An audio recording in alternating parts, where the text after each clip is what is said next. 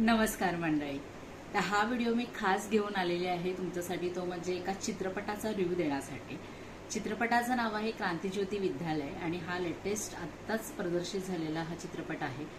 हा चित्रपट बघण्याचं कारण म्हणजे खूप महत्त्वाचं कारण आहे, कारण आत्ताचं जे जनरेशन आहे ते आपण मुलांना इंग्लिश मिडियममध्ये शिक्षणासाठी पाठवत आहोत. पण आपण जी केलेली मजा आहे, जी मराठी मिडियममधून असेल तर तुम्ही नक्कीच ते रिलेट कराल की मराठी मीडियम ह्या माध्यमातून आपण शिकलेलो आहोत आणि तेव्हा आपण खूप मजा केलेली आहे शाळांमध्ये.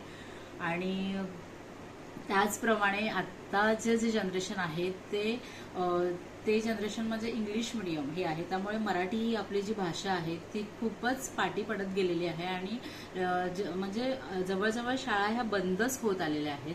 तसेच आपण जगभरात कुठेही गेलो तरी आपल्याला आपल्या मातृभाषेचा हा विसर न पडायला पाहिजे आणि आपण ती आपली मातृभाषा नक्कीच जपली पाहिजे असा संदेश हा चित्रपट देतो.